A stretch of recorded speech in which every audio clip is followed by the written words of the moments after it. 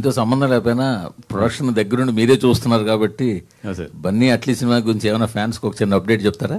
అది ఎన్డీఏ ఉంది, non disclosure agreement ఉంది సన్తోని. ఏది మాట్లాడినా కూడా అది సన్ దీని నుంచి మాట్లాడాలి తప్ప మా అందరి చేతులు కట్టేసి ఉండేది ఆ విషయంలో. మధుశాల్ గారికి. అండ్ ఇంకో క్వశ్చన్ అండి, ఎక్కువ ఈ మధ్యన ముంబైలో ఉంటున్నారు ఆబ్వియస్లీ బన్నీ గారి షూటింగ్ కోసం. మొన్నటి వరకు స్ట్రైక్ జరిగింది.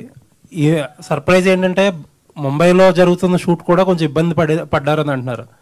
మీరు సినిమా గురించి చెప్పక్కర్లేదులే కానీ అక్కడ కండిషన్స్ ఏంటో చెప్పండి.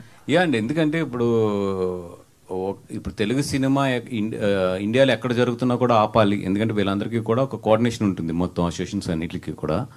ఆ విధంగా ఆ సినిమాను కూడా కొన్ని సందర్భాల్లో అక్కడ ఇబ్బంది పడ్డాము. బట్ ఏంటంటే మేము రిక్వెస్ట్ చేసింది ఏంటంటే that is a special case. Because ఎందుకంటే పర్ డే చాలా కోట్ల రూపాయల ఖర్చుతో కూడుకున్న సినిమా అది. And lot of foreign technicians అందరూ వచ్చి ఇండియాలో ఉండి చేస్తున్న సినిమా. ఇప్పుడు వాళ్ళందరినీ ఖాళీగా అన్ని రోజులు కూర్చోబెట్టాలి. ఎందుకంటే కాంట్రాక్ట్స్లో ఎట్లా ఉంటుందంటే మేము ఇచ్చిన పని చేసినా పని చేయకపోయినా కూడా పే చేయాలి వాళ్ళకి. ఓకే. సో అట్లాంటి విషయాల్లో కొంచెం ఇబ్బంది పడ్డాం బాగా. అది ఓకే. స్టార్ట్ అయిందండి, మళ్ళీ రెజ్యూమ్ అయిందా? మళ్ళీ రెజ్యూమ్ అయిందండి. ఓకే అండి, ఆల్ ది బెస్ట్. వాసు గారు.